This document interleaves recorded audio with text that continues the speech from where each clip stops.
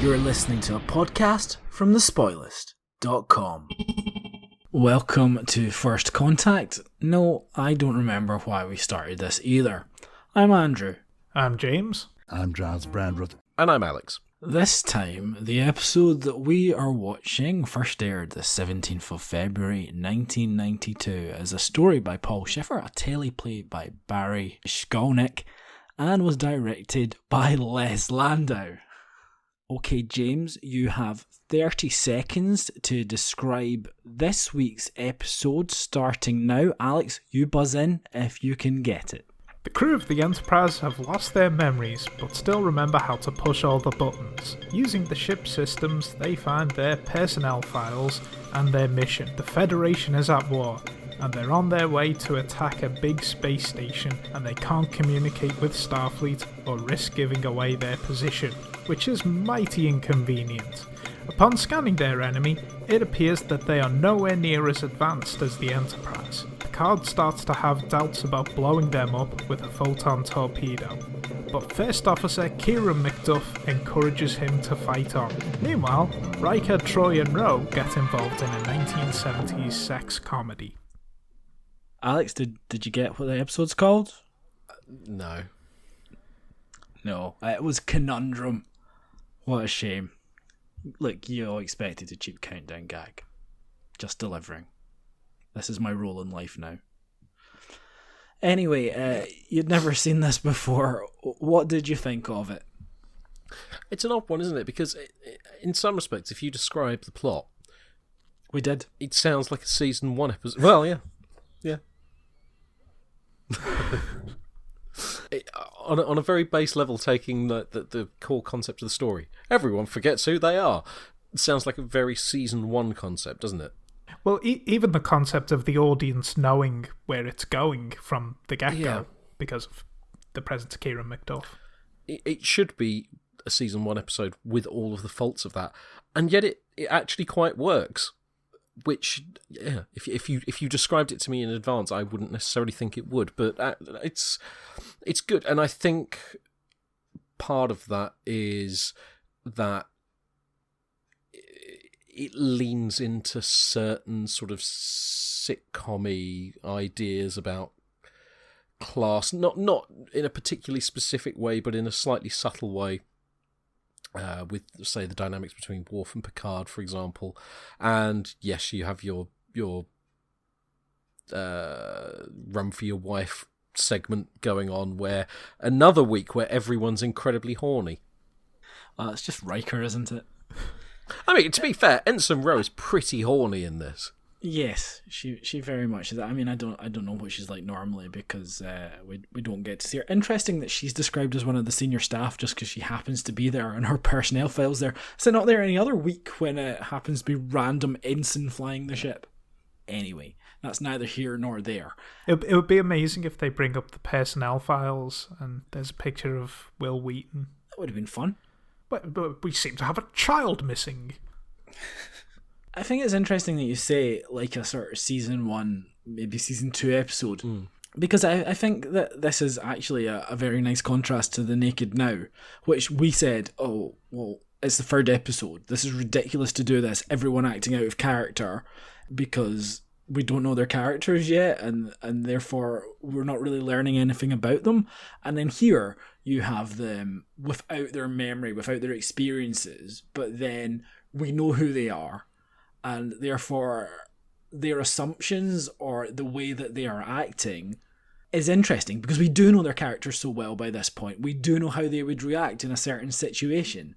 And that's what makes it fun. So it is a good gag to have Data behind the bar acting as a barman. And it does make sense that Worf would try to take command, or that Ro and Riker, who are set up as antagonists, would hook up. I think it's a very nice, as well as being a good sort of mystery to be solved and a decent kind of alien antagonist plot, it's also a good character episode because we get to see them all doing their thing, but in a slightly unfamiliar setting where the status quo has been upended.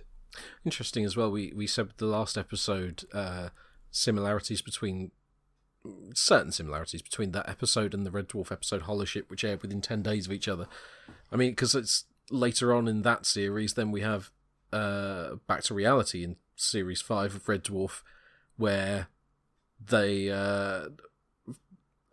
go through something kind of similar, although in that waking up in having thought everything was a video game and then having to go through the working out the dynamics of the group and who's in charge, and the mild-mannered one in Crichton suddenly becoming the dominant one because they believe that they're a cop.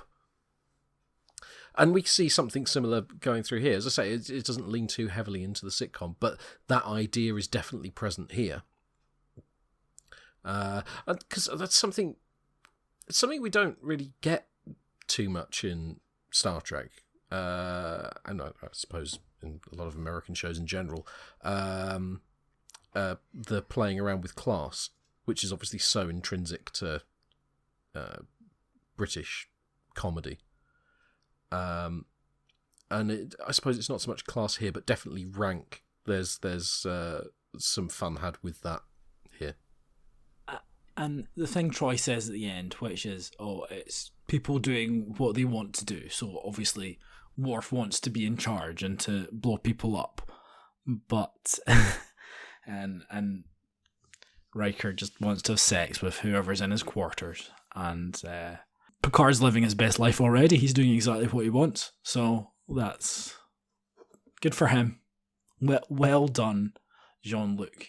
You've achieved your potential. He just wants to take a back seat at the console and not be bothered.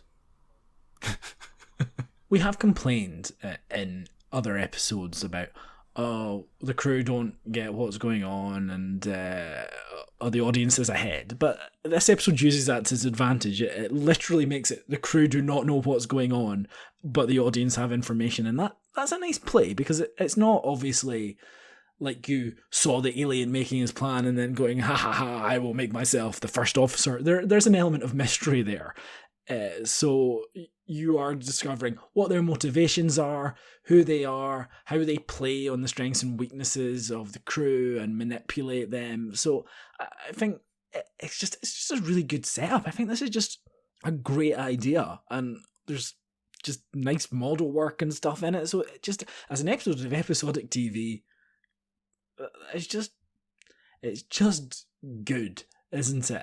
And the whole thing, we are at war, but it feels wrong to Troy, and I think not a bad use of her character. She's certainly been getting more to do in the recent run of episodes, but the rest of them sort of blindly following orders without even checking because the stakes have been raised for them. That's interesting, and even they're responsible for blowing up a ship and killing a bunch of people, which feels a very not TNG thing to do, to have our heroes callously murder a bunch of innocent civilians. Yeah, they're not innocent civilians, they are soldiers in a war. Okay, a bunch of soldiers who I can only imagine are fighting a very slow and dull interstellar war. Yeah, it's like the Romulan War, where, they had view screens, they had cameras then, but they just decided not to use them. Maybe it's just because the Romulans hadn't downloaded the latest version of Zoom onto their computers.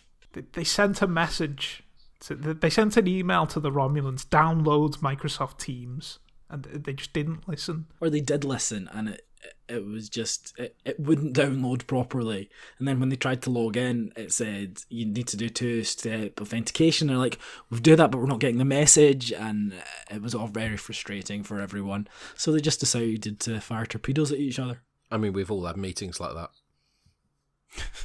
And that's how HR went to war with accounts. Troy's storyline does feel... And I'm not saying that it doesn't work with Troy, but it feels like the type of thing that you'd give to Guinan. Where is Guinan? Oh God, yeah. Where's Guinan this week? She would have been useful. Guinan was on holiday during the events of this episode. Going back a step, you were saying about in previous seasons the knowing the mystery in advance would annoy us. I think the saving grace here is that the mystery actually kind of isn't important. It takes very much a B-roll. what we're interested in. We know kind of where it's going to go. That the interest is seeing the characters gradually unpick who they are and the awkwardness that arises from it. Whereas if this was a season 1 or season 2 episode, the mystery would be being played as the A plot, and that would be frustrating because yes, you know where it's going. Yeah, you say the Troy thing would be in Guinan, and probably Guinan would have been more useful because it is still playing an element of romance for her, because that's what Troy's here for. Let's regurgitate the Troy and Riker thing, and I suppose this adds a different element to it with Rowan there, a character that Riker has been at odds with in the past, and she was obviously brought in to add a bit of drama to the cast, as we've sort of demanded, because she's difficult. And I think she does that fairly effectively here, as a character to drop in and out, although clearly she's meant to be in it a lot more. That kind of works. Yeah, it's one of those ones. I don't know who else you'd really put in that role, to be honest. There isn't really anyone else that works without you bringing in someone relatively secondary. No. Wesley's visiting just as they encounter. Yeah. The typical thing, the cliched thing to do would be Data is unaffected by this. I was surprised that we didn't go that way. Yeah. Well, they've done that before. Or is that an episode we haven't reached yet? It's never stopped them before, though. And everyone is really affected. It could be that yesterday's Enterprise, Guinan knows it's wrong, or Clues, where Data knows everything's wrong, and sort of Troy just has a weird inkling and also has horny feelings for Riker every so often. So it's not overstated, I think, but it's just her general morality, along with Picard's, that seems to be coming out at times. Everyone else seems quite busy on the bridge, incidentally, or thereabouts, trying to get on and get stuff done. Riker does very much seem to just be more preoccupied about getting his trombone out in his quarters. Like, everyone else is busy. Everyone else. In that crisis situation where you've just got to be dealing with it, do you go take a break? You're just like, just take 12 hours off, go get some sleep, or do whatever you need to do. Well, actually, Riker doesn't need to do anything because Kieran McDuff stole his position as first officer. So they had to create a second officer's role for Riker. What does that involve him doing? I mean, obviously, does he just have to do the admin of like shift rotations and stuff like that? Yeah, I guess that was already done for the next few weeks, so he could just sit there polishing his trombone. Or getting someone else to polish it for him. Exactly. Or instead, he could play with his instrument. Or he could just get out his cock. Is that what he calls his trombone? Nice return of the whore gun.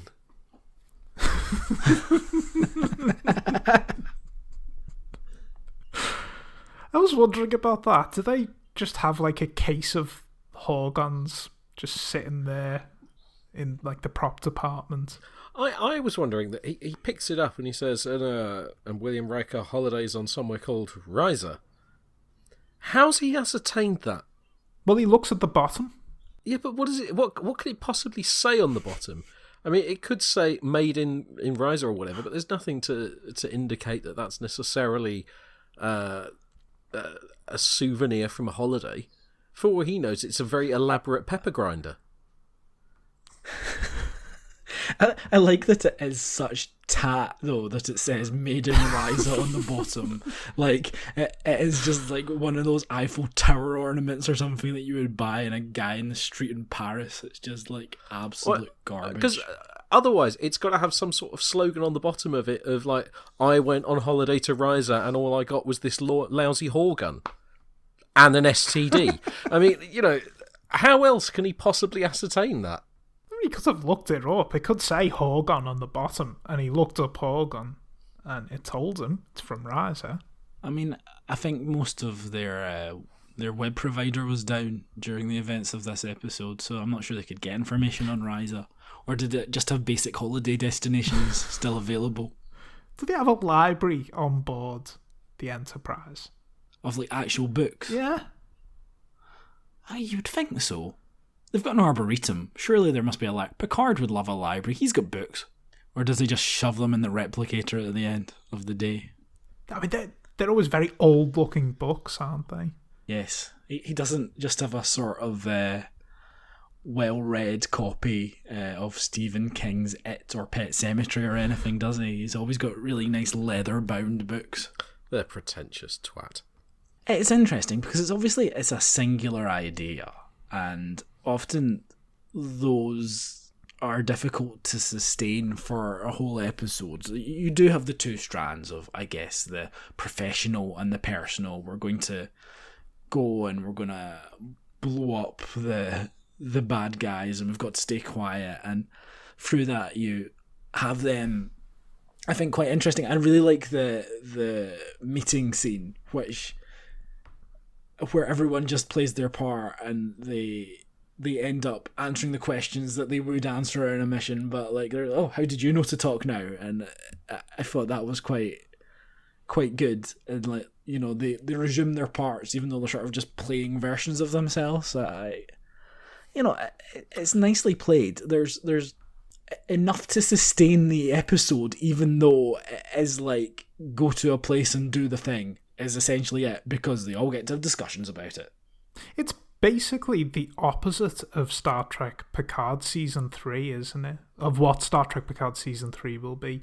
In that, in this, they have forgotten their names, they've lost all their memories, but they still act like they should act.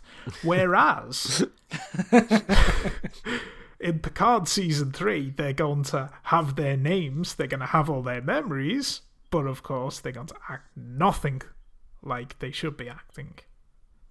I'd just like to say, given Picard Season 3 is now finished by the time this podcast comes out, that I'm sorry about the delay. But I was completely right. Yeah, I'm absolutely sure that's the case. And please listen to P for Picard, our Star Trek Picard podcast, where we are just a bit sad about Star Trek. I'm not anymore. I think it's funny. I mean, being a bit sad about Star Trek applies on this as well, but just in a different sense.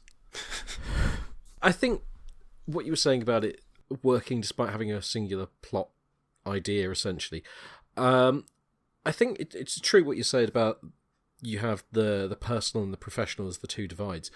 But also, I think the other thing that helps it to work is that you have a divide between the drama and the comedy, and that's often quite true in the TNG episodes, that most of the time the A plot tends to be the drama and the comedy tends to be on the B plot, whereas and I suppose here that's true as well. The comedy is largely on what I suppose you would describe as the B plot, which is the personal relationships, while the professional one is the A plot. But because they're both from the same story strand, it manages to make everything feel a bit more cohesive. It's not something that we tend to get in very many episodes, I would say. Not having the comedy and the drama up against each other. It's not uncommon in TV programs and films. It's just not something we see that often in TNG at this point, I would say.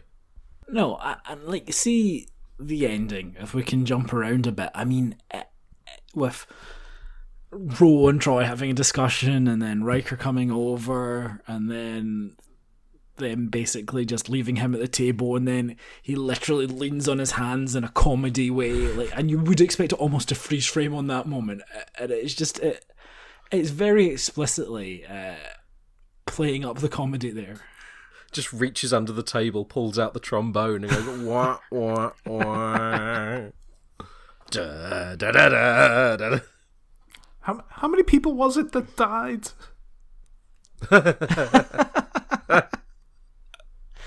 They were aliens. It's barely people, you know. Just he plays the trombone just as you see a corpse float past the window behind him. There is some nice hand waving at the end. It's like, well, I've said sorry to the people. I've passed on my condolences. Unavoidable tragedy, completely unavoidable. They did hail us. They did but unfortunately, it's just nothing we could do. I don't think they're going to be joining the Federation, are they? We talked a bit in the last episode about the guest star and how the writers and director thought that the episode sort of rested on how good they were, and they ultimately thought they weren't very good.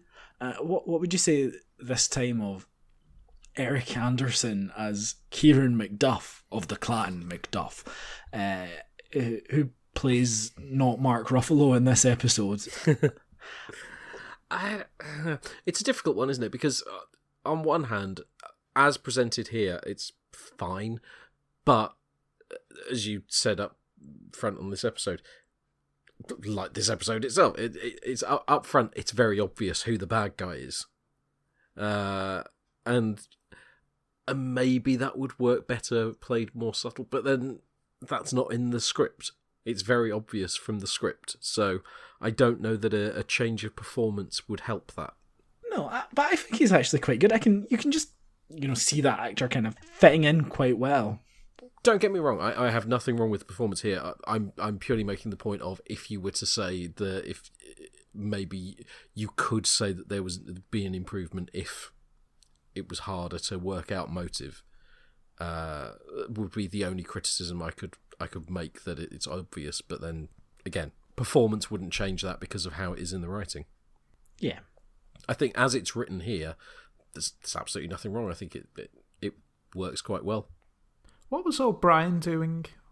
When everyone lost their memory, was he just standing in the transporter room, loses his memory, and just continues standing there? He didn't want to admit that he didn't know how to open the door, so I better just stand here and just wait.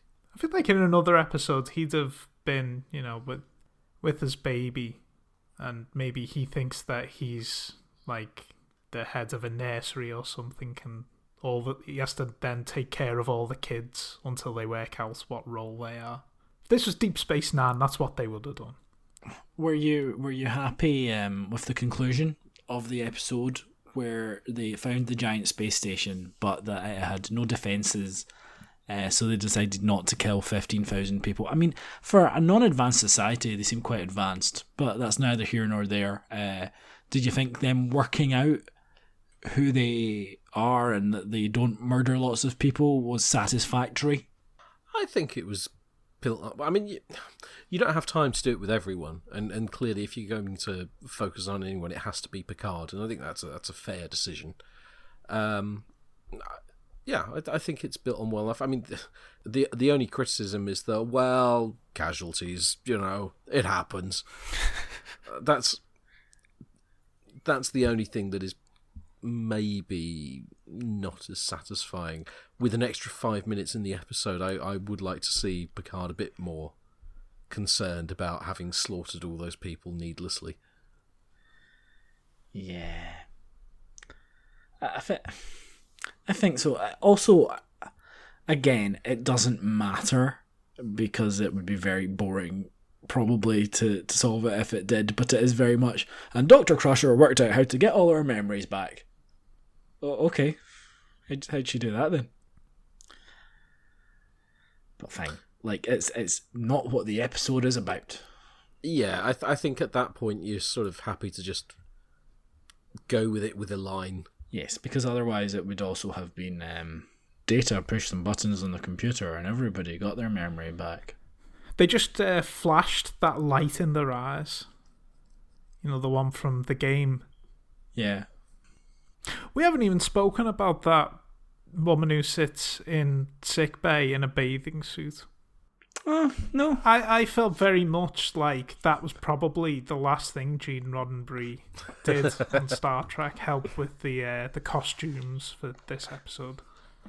She should be in sickbay, and she should be in a bathing suit. Why? I just want her in the bathing suit. Make her wet. Cover her in jelly. More water. I know she instantly... I mean, I wonder if it was just the actor being filmed as a candid reaction. It's like, could I get some clothes? Are there any clothes around here? Rather than that being part of the script. Because it did feel like there was quite a lot of lingering in a woman in her in her swimsuit for no reason. That you say for no reason. They had their reasons. Yes. As I said last week, the ghost of Gene Roddenberry looms large. I did like the little vignettes of life on the Enterprise at the start of the episode, not to fill time, but to build character moments. Because Dr. Crusher's doing a thing with a random person who's done some swimming, and I still wonder about water on the holodeck. That doesn't seem like a good idea. I wonder about fluids on the holodeck in general. And Data and Troy are playing chess in 10 Forward, which is a nice play on Kirk and Spock playing chess in the original series, except I don't know a lot about Troy, but I'm surprised she's good enough at chess to beat Data, but maybe that's just me. Because she gets to mention intuition is important, which sets up the theme of the episode, which is always a thing that I like. Going back to the idea of there being a library on the Enterprise, a physical library, maybe there's a physical swimming pool. I would hate to be in there when they're at battle.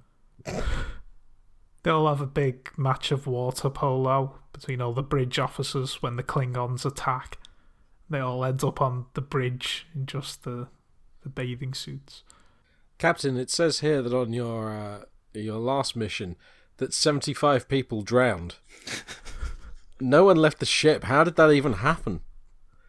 How can that possibly happen in the vacuum of space? Well, these things, unavoidable casualties. But anyway, I like this one. I like this one a lot. I think it's really good as a nice episodic bit of television. I'd recommend it. I might even put this on my list of episodes that people should watch if I was recommending episodes to people. I looked on Wikipedia earlier and I saw something that said something along the lines of this episode was ranked the 81st best episode of Star Trek The Next Generation. What? So, because what I would say, in addition to what you said, yes, I like this a lot. The word, though, that I would specifically use to describe this was fun. And that isn't always a given. And when something like this comes along that is genuinely fun, that isn't, say, necessarily an outright comedy like a Barclay episode, that's something to celebrate. Indeed. And it's a good way of making a cheap episode. It's a bottle episode, isn't it? Yeah, more or less. They have no new all standing sets. Yeah, they have no new sets. It's just one new guest, and the model shots are all reused. And that woman in her swimsuit. That's the only new thing that they made. Well, good. I'm glad we all enjoyed that one. Let's talk about a few odds and sods and Quickfire. Quickfire. Now, Kieran McDuff, his name was changed from Kieran to Kieran. They had the E and the I in the wrong order, so that changed when they did the special editions, the remasters. I don't think they just go around to the standard editions now. Nobody wants an SD. But anyway, that's an important fact that I wanted to highlight. I'm afraid it's the time to pick up the Nitpicker's Guide and then throw it across the room in disgust. Barely anything worth commenting on particularly. I just want to highlight two small bits. In plot oversights, Phil has an issue with the start of the episode. The idea that Troy could possibly beat Data in a game of chess. I don't think it's that unreasonable personally, but given other things that have been set up in the past. But he is quite adamant and specifically uses the phrase, "Ever tried playing intuitively with a chess computer program? It will slaughter you." Seems a bit extreme, but he also has a beef with some equipment oddities. As Data and LaForge try to access files in the main computer, the camera pans across the center island in engineering. The shot temporarily provides a view of the same workstation screen mentioned in the equipment oddities for the Masterpiece Society. The control panels are on the move again. It now looks as though someone took the control panel that was at the base of the screen and moved it under the built-up panel, yada yada yada. Are these things like remote controls? You can stick it anywhere you want. Come to think of it, that'd be great. Everybody knows how much guys like remotes. No, guys and our remotes. What are we like? I take one out with me wherever I go so I can change the channel on TVs I don't own or something. The batteries leaked in my Virgin TV remote and I replaced them, but now it doesn't work anymore. And I'm annoyed. Maybe she'd put in the leaky batteries again and see what happens. I've thrown them out. Do you know what? Get the guys round. I bet one of them's got a remote. And quite a few of them are probably virgins as well. Well, some behind the scenes stuff. You want to know what the writers and producers thought of this. It had an uncredited Joe Minoski rewrite, according to Brandon Braga, and he's the one who made it work. So well done him. Always a shame when they don't get credit on it. Yeah, Phil. Rick Berman said, "It's a thought-provoking episode, I thought. Not one of the greats." Well, not much of a review. Michael Peller felt it didn't do justice to the original pitch. These guys are very hard to please. In the original pitch, we had dancing clowns, we had unicycles, none of that in the final. Well, I mean, Dr. Crusher could have ridden a unicycle. Gates McFadden can literally ride a unicycle. Yes, that's true. In the final episode, you just had her in a swimsuit, but originally it was supposed to be a whole gymnastics sequence. She dives off the board, she falls down. You think it's water? No, bam! It's custard. And this was Gene Roddenberry's original pitch. Right, well, we're done talking about that, and hopefully you're done listening. If not, you can start from the very beginning again. We'll be back again next time, and we will be talking about Power Play. Until then, goodbye. Goodbye. Goodbye.